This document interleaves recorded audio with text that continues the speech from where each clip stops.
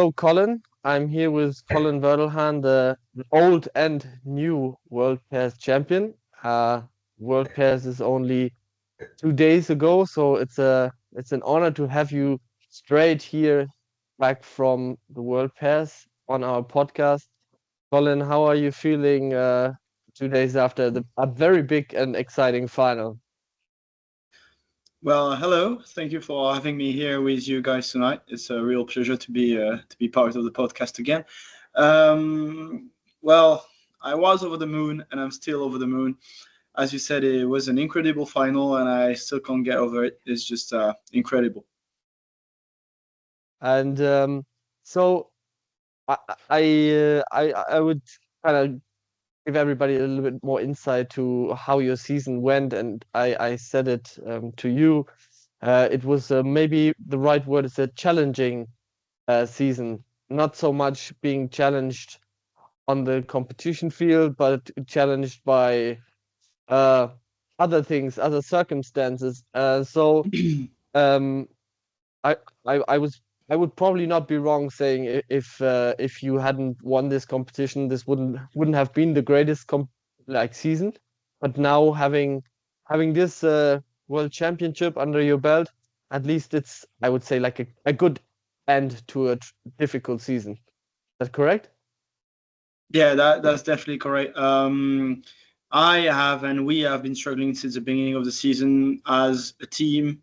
I have been struggling personally since the beginning of the season, having horses troubles. The team has not been complete since the beginning of the season.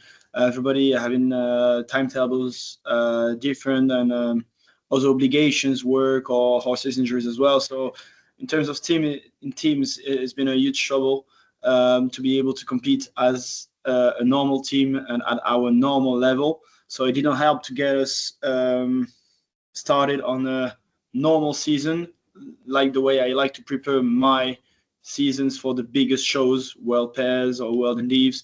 And then personally, my horse was in trouble, like health troubles, having been in coffin, which explained that I couldn't ride him at the beginning of Champions League. Then I had to investigate, finally finding the problem and getting time to treat him properly and give him the rest he needed. Then having my pair, Lucas, not being able to ride a World Pair, so having to find a new person to ride with. The horse, nobody knows about it, but 3 weeks ago, got his back stuck in the field playing with all the horses, so I wasn't able to train him the way I wanted. He had like extra rest, obviously, because the back was stuck and he was not well. So yeah, definitely not the best season, not the best preparation. Nothing was on my side, if I can say.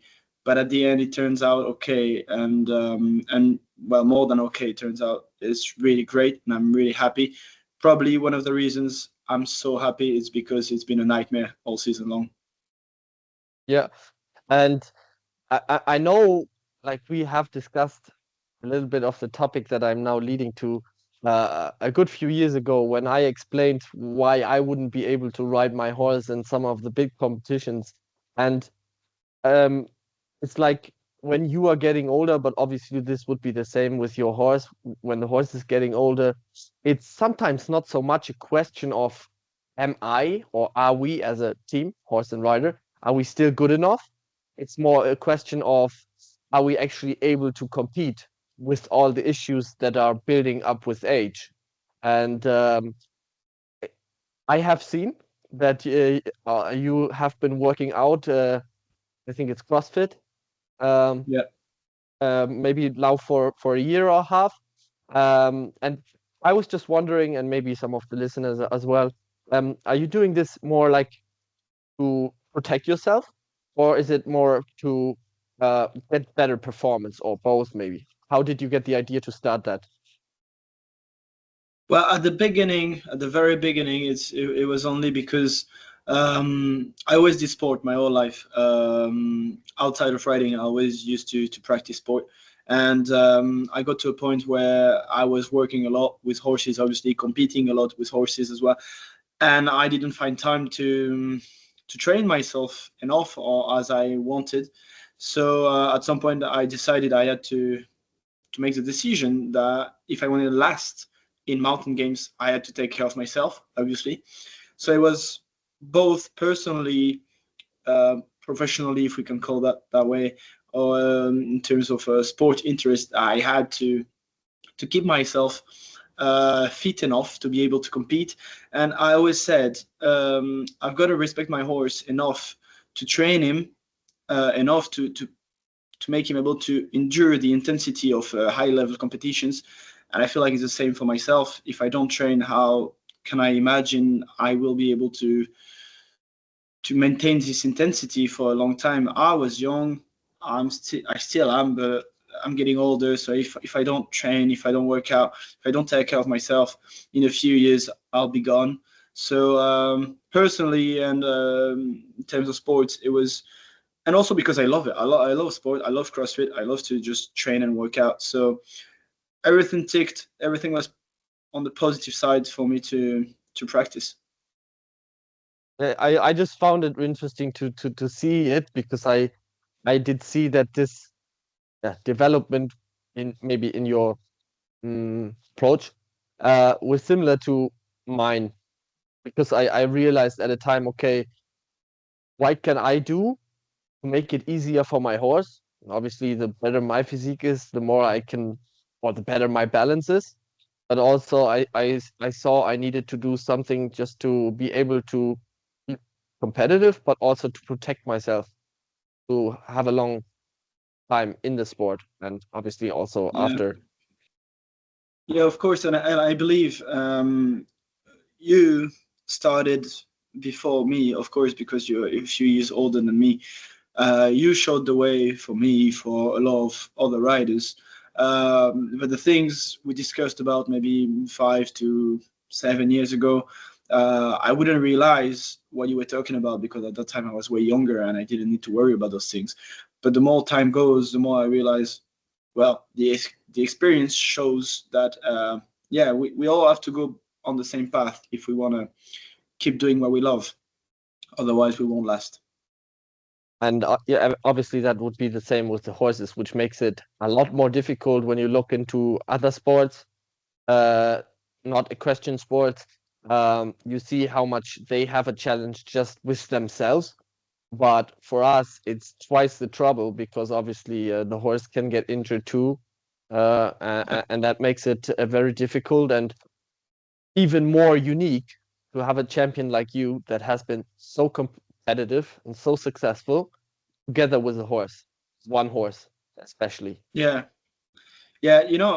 As I said, after the win of last weekend, like 2 days ago, I thought about it again, and I was really happy, and I still am. But then I realized, and maybe probably people don't know about it or don't even think about it, but the horse we're talking about is 11 times world champion.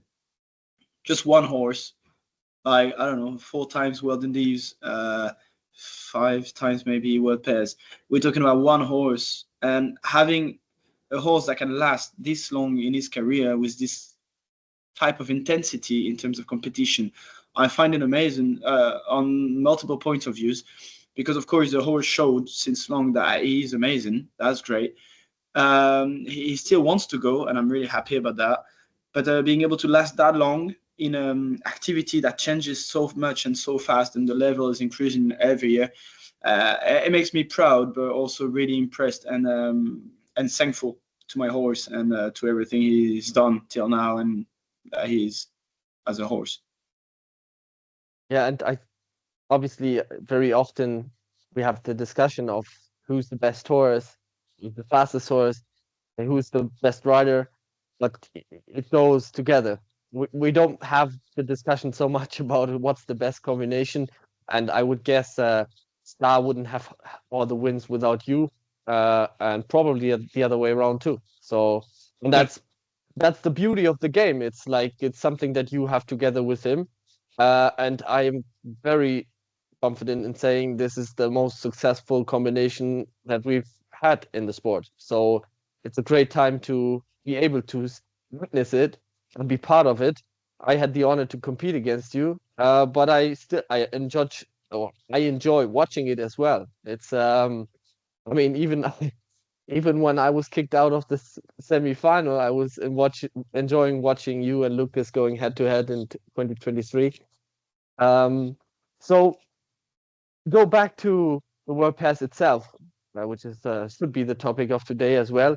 Um, I had a look on the entry list quite a few times during the last few months, and I was surprised, but not really surprised, about who was riding. And to me, it looked from the beginning, obviously, that whoever you would be riding with, that you would be the big favorite. And then, watching the competition, um, I never changed my mind. And going into the final, for everybody that didn't watch, you had a good first race, but then you had a very, very bad second and third race with an elimination and 1 point. Um, and you find yourself in a bad position, but it actually got worse with a mistake in the mug race. And by that time, you were something like 11, 12, 13 points away, 12, yeah. um, 12 points away from the win. And I talked to a friend on WhatsApp during the final, and I said, I did see you because you were close to the live stream, and I told my friend and I said, now Colin is going on a hunt, like now he's going to hunt. And I've said this to my teammates, is when we were riding against Pat Avignon or France, I would always say, like, we need to try and stay away from Colin hunting us. You know, I guess a lot of people don't understand what I'm saying. Maybe you don't understand what I'm saying, but I will try to explain. It seems like when you're getting into what I call hunting is when you are at your very best. It's like you can tell that you get everything out of yourself, you get everything out of your horse, and when I see that, I know you will not have a mistake. I know this is 100%, and he's going to be as good as he can possibly be. And I could see it, and everybody that I was talking to was saying, okay, this is going to be the first world championship in the Opens for Italy. And I was like, they will get one more chance to come back. And how you and Florian were then able to actually come back was very impressive. And like, let us take part of the 5 last races, which I think you won. I think you won the last 5 races. Yeah. And tell me about, like, race and race, what was going through your head, and how were you feeling, and how were you able to kind of keep yourself in the hunt up until the last race? It's really funny that you say that, because during the final, when Florian had a bit of a trouble moment because he did like 2 mistakes in 3 races, and I came to him, I was like, you know what, we had to make the final start a way or another, and I'll explain myself afterwards. But I told him we had to make it happen. We had to make it start. Either we were in the lead, either they were going to be in the lead, but it had to start. And I was like, you know what? Now what's going to happen is that we're going to hunt them. And I said, we love hunting. I love hunting. You love hunting. So now we are hunters. And it's really funny because I was thinking about it, and I absolutely agree. There is not another position I'm better at than hunting people. When I have to go after some people, when I have to go for points and everything, it's where my brain and my mentality gets better and better, I feel like, and my game in general gets pretty good. So yeah, at the beginning of the final, I was kind of scared. We were, me and them, Jules and Andrea, going to be sitting around and see who was going to do the mistake first. I was, because I don't like that. Like, we all going slow and making things sure, and we stay neck and neck for the whole final, and it all comes down to one moment where something unlucky happens, and it's either them or us. So when me and Florian got eliminated on tire, I was not pissed off at all. I was not even angry. I was pretty happy that something happened from the beginning, because it would have been terrible if it was in the middle or in the end. So it was at the beginning. Everything was still open. Everything was possible, but it started at least. So everything was open and everything was clear. From that moment, things were clear. We were hunters. They were hunted. So that made stuff easier. Then, I mean, unlucky mistake. Florian missed the balloons. We win another race afterwards. Maybe I don't remember. Maybe Windsor? it was no. Windsor was in the end. It was bank race. I think we win. Then another funny mistake. Florian, when he picks up the mug on mug changes. But you know what? I told him, you're right, because we planned it. Florian was really bad on mug shuffle or mug races. So I told him, we knew it. It was one chance out of two you were going to do a mistake. Nothing changes. It doesn't matter if you did a few mistakes before or after. They only got 2 points more on us after mug. It was on the plan. So it's totally okay. But from now on, they're going to be chased, and they're not going to like it. So it was all about putting him and myself into that mental state of everything is good, and you know, not being scared of what's going to happen. Whatever happens, happens, but just enjoying the moment and just do your best. So after this, everything was going smoothly. We won, like as you said, the 5 last races. It was tough. It was close in between us and them, and unfortunately for them, they did a mistake on Windsor Windsor. Castle. Yeah, that helped us a lot, of course. I think that gave us the opportunity to gain back the win, because otherwise it would have been way harder. But I mean, as I said, there is no way they're going to do 10 races without a mistake, even being cautious, even whatever. Um, I mean, at least that's what I thought. So it happened. It's a good thing for us. I'm sorry for them, because they did fight, and they did fight really hard, and they were really good. But they gave us the opportunity, and we took it. It's like I just wanted to add up to the hunting. It's like almost like switching off. You know, for some people, when they compete, it seems like they have a switch, they get nervous and nothing works. But for some other people, it's like you have to switch on, and there's no thinking. It just happens and it works. And Yeah, it's amazing to see that it doesn't happen very often. Like this is very unique, and whoever will have the opportunity to watch you go for the hunt in Champions League, Worlds next year, this is something for everybody in the sport. They should be wanting to see once in their lifetime, because, like I said, this is very unique. You're not able to see this kind of uh, automatic, you know, perfection that just happens. You know, yeah, like it's a yeah. lot But of work. I mean, you did a lot of work to get there, but this is something that I think is not really something you can train. It's either you have it or you don't. yeah, I agree. But I also want to add, um, it was way easier for me, because from the beginning I had a great final. Everything was going smoothly for me, and I mean, I did great. I played great. The horse was amazing, so I'm really happy about it.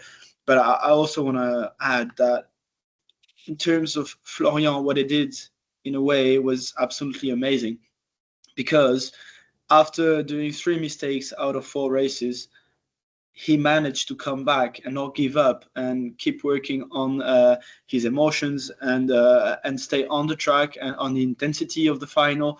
And that is something also really hard to do, as you say. It's really tough, and we all want to witness people being able to deal with their mental state at some point in the final. And what he did as well, we talked through the final.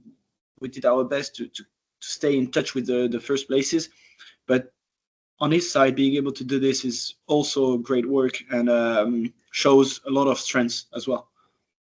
Yeah, and I think especially with Florian's history, I think he would have a little bit of reputation. At least that's what my interpretation was. That when he would come into the final and something went wrong, his head would not come back.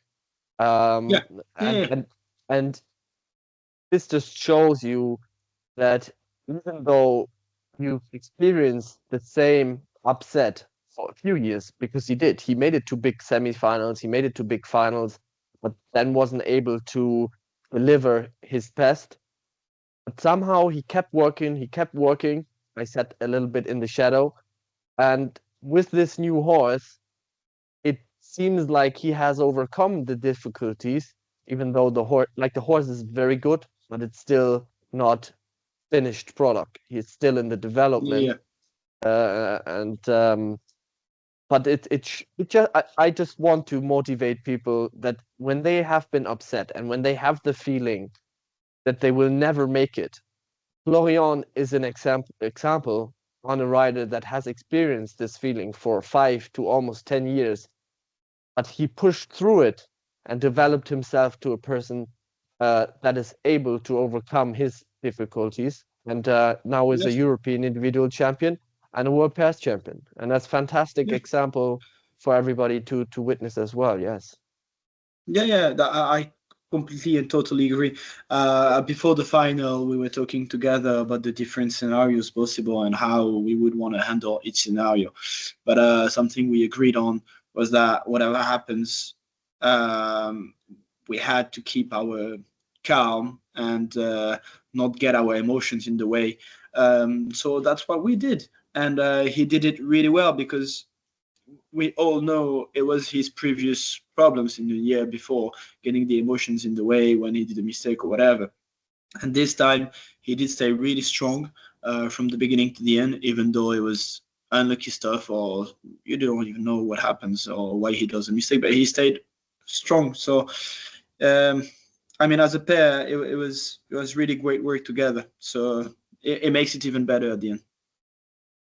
Yeah, and obviously a little bit later I want to talk about the future as well, but just to finish it off, as Florian is last year Europeans, you were in the final of the European individuals, and Florian was yeah, he had a good game plan because he was not pushing over his abilities, but he was kind of trying not to make the mistake, and he was collecting points very cleverly, good starting, and a good horse.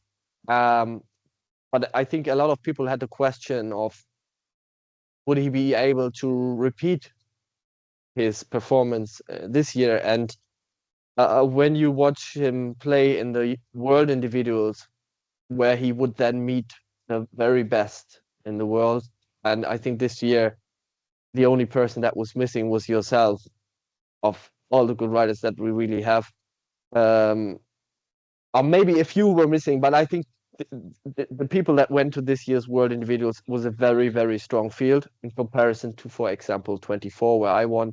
This field wasn't as strong, and he didn't win, but I think he proved to everybody that he is there for the future. And he had a very good performance, and especially the horse.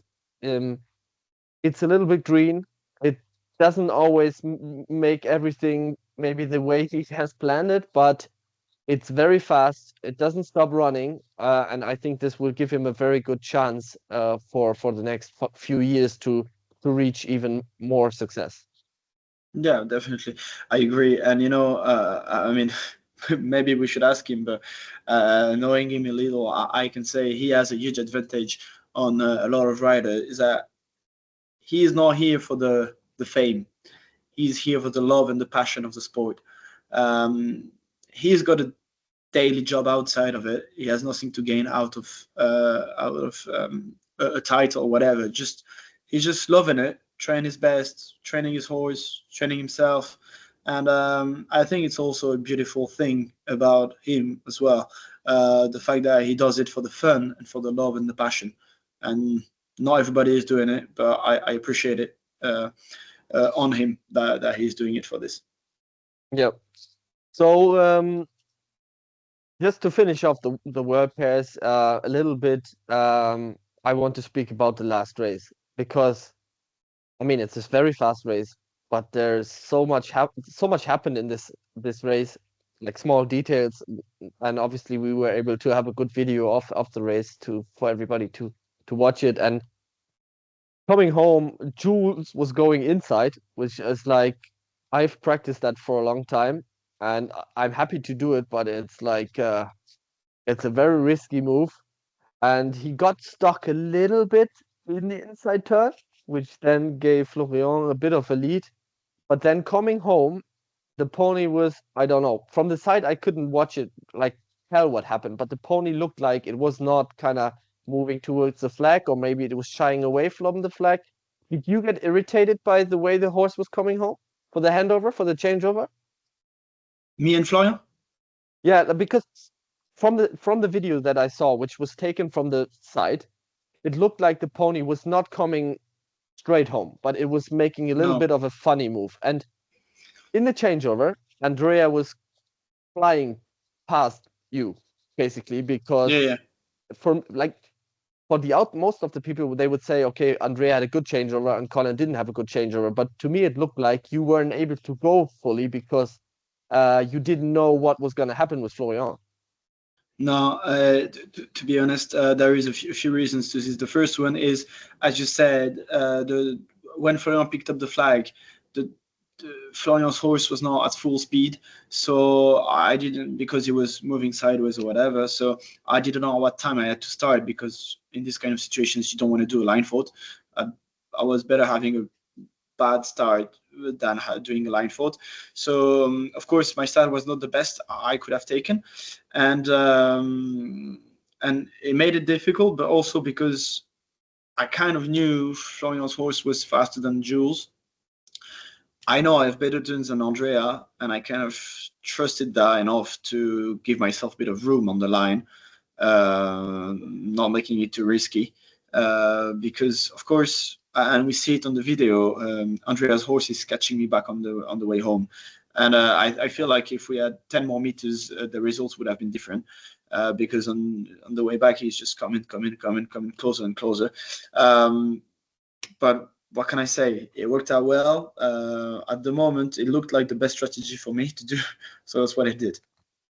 And you just mentioned, and I was coming around the turn. I was like, okay, this is done, and then he comes closer, which is very unusual that somebody is closing up on Star. So did you feel it, or did you just realize once you crossed the line that he was so close?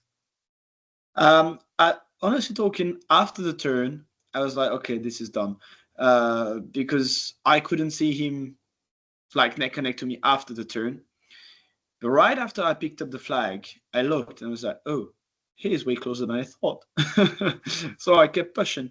No, it was quite surprising, honestly, because the turn, I knew it was going to be great for me, but I wasn't expecting him to catch me back that fast on the way back. And yeah, so obviously props to Andrea and Jule. I think they had, yeah, they've played almost a perfect game plan, but it wasn't perfect because the Windsor was just in their way.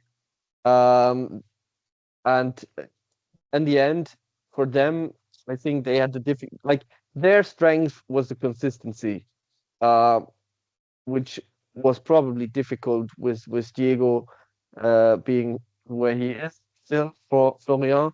And they weren't able to really win races. They weren't able to dominate races, and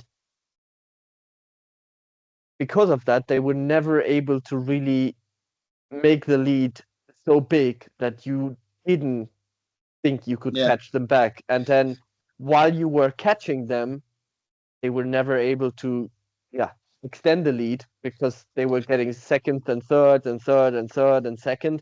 And in the end, it would have been okay if they would have been able to come second or third in the Windsor, but both Andrea and Jule had one mistake, and then that was one too much, I guess. Yeah, I mean, thinking about it and looking back at it, as you said, their game plan is great, but in my opinion, the problem when you have this kind of game plan is that you're not allowed to do any mistake, and you find yourself in a situation where you want to make sure on everything because you have a lead and you don't want to lose that lead, so everything has to be safe and blah blah blah. but then there is no intensity. So everything is safe, everything is sure. But then I feel like, I mean, to myself, when I'm playing this way, I feel like I'm out of the rhythm of my race, my normal race. Being too Yep. cautious, too careful. There is no rhythm, there is no intensity, and then not everything goes as smooth as it usually goes. I don't know if it's that case or not. Yeah, and I mean, and it makes no sense to have the intensity because you have the lead, as you said, and it makes it difficult, especially when you then feel they are coming back. You are coming back to raise the intensity.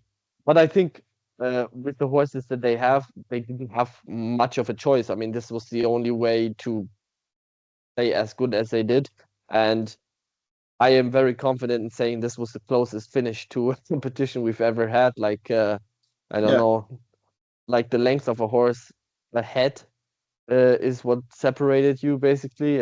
So I would say this was a fantastic finish to the IMGA season. We had a very interesting world individuals, European individuals, and then the World Team Championship, the French winning again, and now another French win in the World Pass.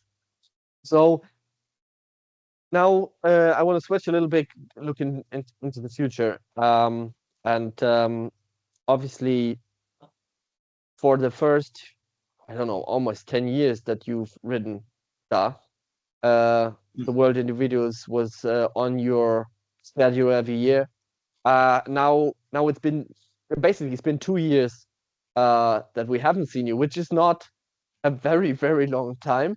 But as we've always seen you compete in World Individuals, uh, it is a little bit of, it's new.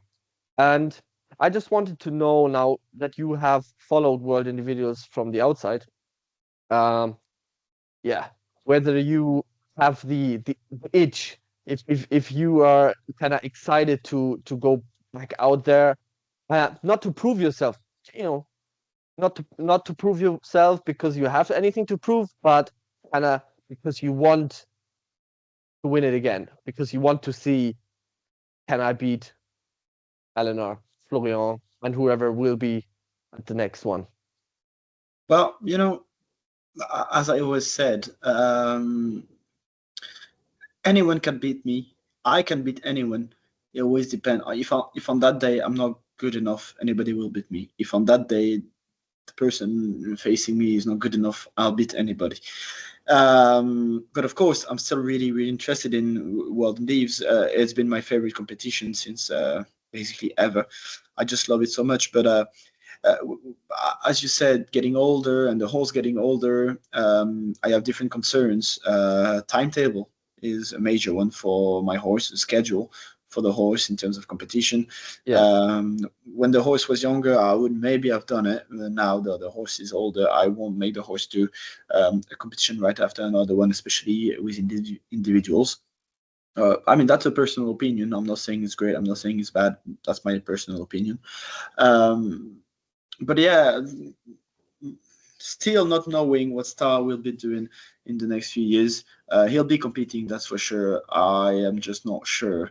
Um, I want to ask him that much efforts again. Um, it's a weird feeling. I had so much fun again last week. It's been incredible. The horse is just amazing. But I mean, is he ever going to stop being amazing? No, he's always going to be amazing. But at what point am I going to say that's enough? You did enough. I'm going to let you go. Yeah, you can do teams, maybe pairs. It's not that much, not as intense. And he will do in divs. Maybe he can win again. Probably. I don't know. You never know until you try. But is it worth it for him? That's where I'm not sure. He did so much already. Another title? Yeah, I love titles, but it's not going to be worth it if he puts his health into the the balance in between what you get and what you have at the end. When I'm saying health is not talking about injuries especially, but just asking him that much. You know it. You've trained for so long in divs. You know it's really tough for horses. Yeah, I don't know. It's a personal opinion. I'm still asking myself the question. Uh, yeah, he did so much for me. I just don't want to ask for too much. Yeah, and I think, Colin, I think this is a very beautiful approach, like a very respectful approach towards the horse, and I think this is where you really are a role model for our sport. So thank you for embracing this approach. Um, Now I know this is a difficult question, but let's say you wouldn't have to think about stuff, okay? You just think about yourself, like you as just you, like is it like do you want to get out there again? Like maybe not with Star, but maybe walk on another horse and because Yeah. World Individuals is unique. It's a little bit different. It's just it's more difficult, so it's a little bit more exciting. What is your very personal um opinion on the question? Well, world individuals, you can't compare it to anything else. Everybody that has been competing and the few of us that did manage to achieve a great result on World Indies, even getting into a final can be sometimes extremely tough.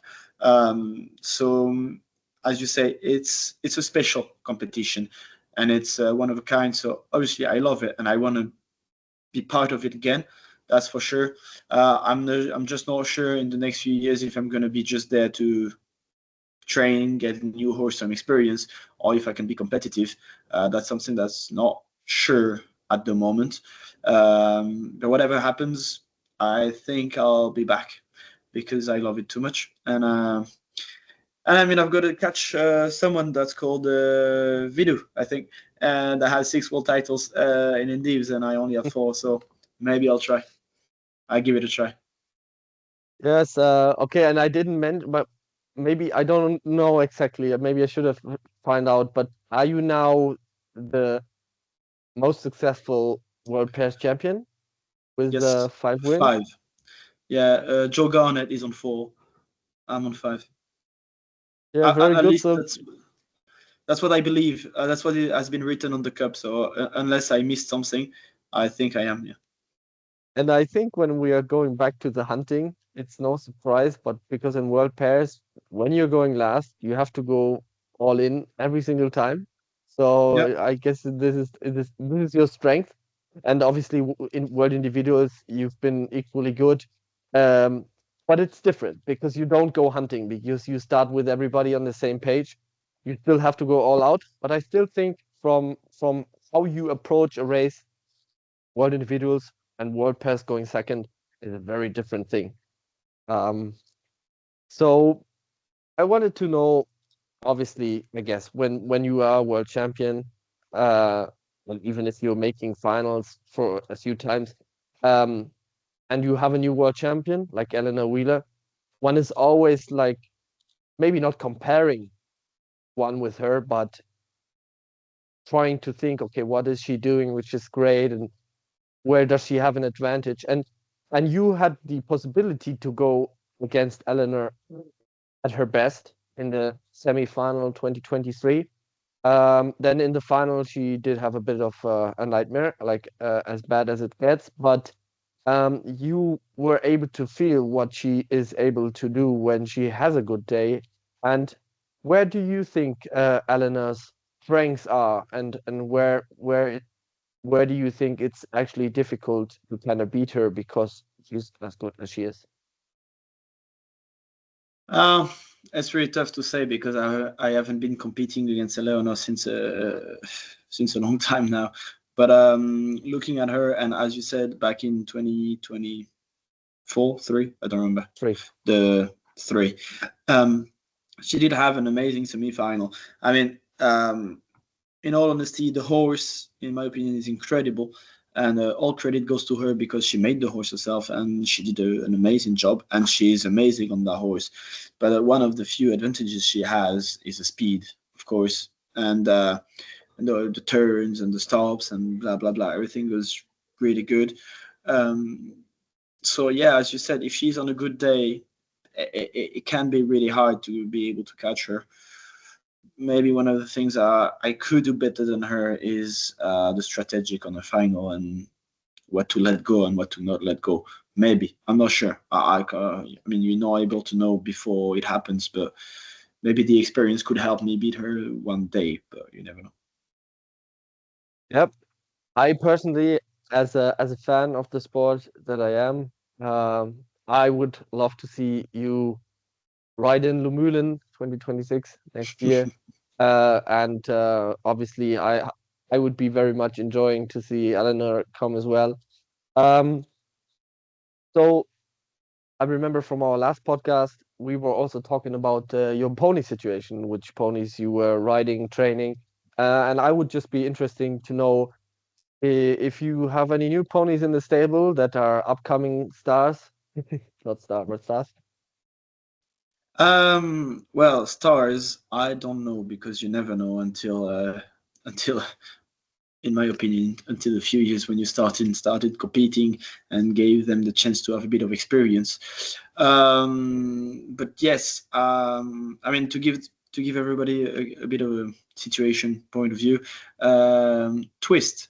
Now the one I rode in European Indies last year is now retired. I mean he's doing a few shows with riders, but nothing too big. Star is still here, and I had another one, Soul, that I had to sell because he did grow too much. He was too big for IMJ competition, plus the Okay. fact that he was too excited.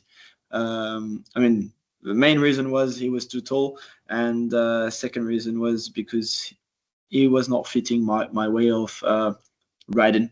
Too much energy, too much explosivity, and maybe tension, stress, call it what you want, but I felt like I was never going to be able to be efficient and consistent enough on the horse.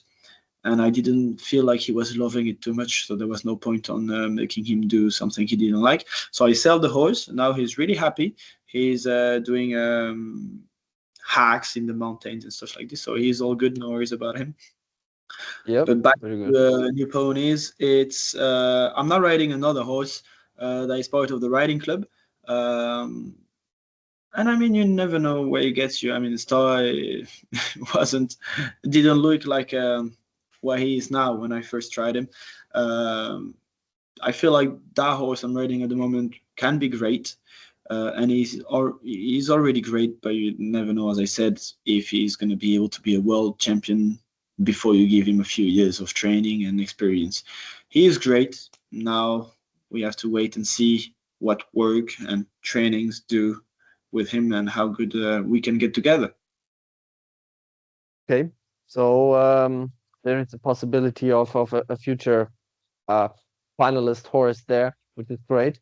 Yeah. So we focused on next year, looking at individuals, but I guess like I think it's intercounties today, and I must be honest, I haven't looked for the results yet. I will do this straight after this podcast to see who won. But I think most of the big competitions this year are over, and basically the first big show next year that is on the schedule for everybody will be Champions League. And as Pat Avignon is the first team to win 3 big Champions League titles in a row, um, I'm wondering, and I'm sure a lot of others are wondering what the team Pat Avignon will look like, because it has looked the same for a long time. And this year, with a lot of injuries and troubles, we've never seen the old Pat Avignon team. And I was just wondering, you know, if you know what you will be looking like next year, what your plans are. Um, we kind of do, but not completely yet. Meaning, Julien is going to be here. I am going to be here. Then Marion, it depends on her horse. If her horse is back healthy, then she will. But we have no insurance. Like she doesn't know yet how well the horse is going to recover. Ocean is not going to be here anymore with us because she stops riding her horse and puts him in retirement. Meaning Maxime guy that rode with us this year, is going to join us. Yeah. And then we're still unsure about who is going to ride us in fifth rider. There's nothing decided yet. Okay. Yeah, but Maxime, I think Maxime did a really good job in the Champions League. It was I'm sure it wasn't the greatest or the easiest entry into such a big team on short notice, but Yeah, I was watching him a little bit as we were filming, and I was very positively surprised, not about his talent, because I think everybody know he has good potential and good talent, but the maturity of how he approached the races. He wasn't nervous, he wasn't trying to be the hero, but he just tried to fit into a very well running machine, which is yeah, good for Pad Avignon, give you a good chance at coming back at the Champions League. And yeah. our Champions League this year, I think, was it was very extreme, very enjoyable, but very extreme. I think, especially with all the problems that your team had, and I hope very much hope that next year it'll be a little bit more calm for your team. But I hope so as well.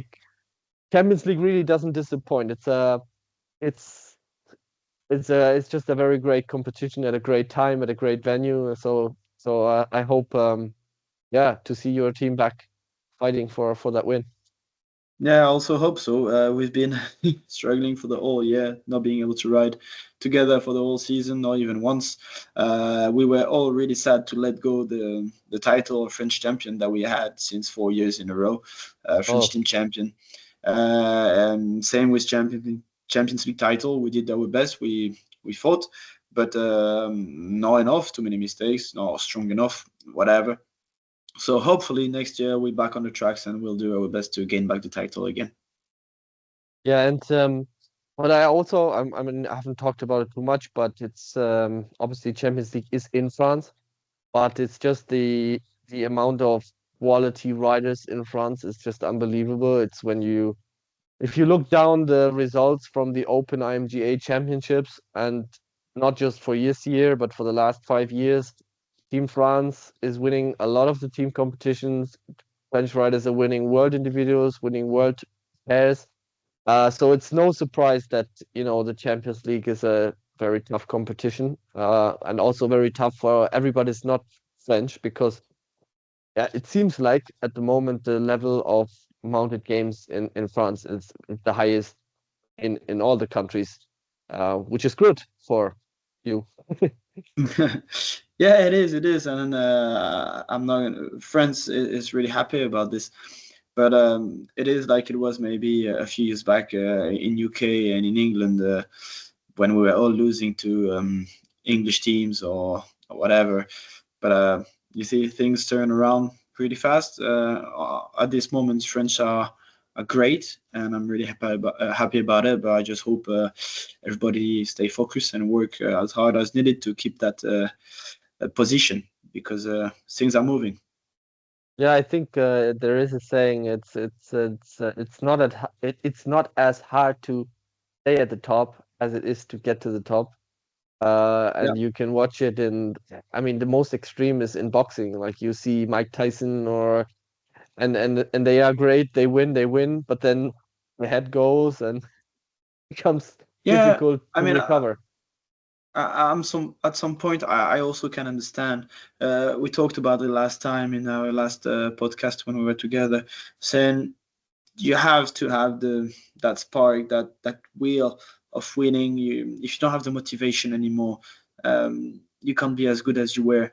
If you're not hunting, as we said earlier, if you're not looking for the win, because you need the win, you can't compare yourself to anyone else, even a beginner that is just wanting it so much, that puts the work, that puts the energy and the will into it. So I mean, pretty understandable that at some point teams or nations that have been that great for years and years and years, I mean, you can't keep the same motivation. It's not possible. You have to go down, and when you're down, you go back up. If you have the motivation, that's where you fight even harder. Yes, exactly. And I found it very refreshing to have an English team winning the Europeans last year, then Alana winning World Individuals. And in general, I think it seems to me as if mounted games in England or GB is recovering a little bit. Looking at the quality of teams and riders that they have sent to Worlds and Europeans, and I think the English team in Belgium this year, they've been a little bit unlucky with the rider or the pony being lame and then having to Yeah, replace in the middle of the final. And also, I think they need to, yeah, reconsider a little bit maybe their approach because basically the English team is not training together. They are not used to each other like the French are. And I think this is something that you can definitely learn from this French approach.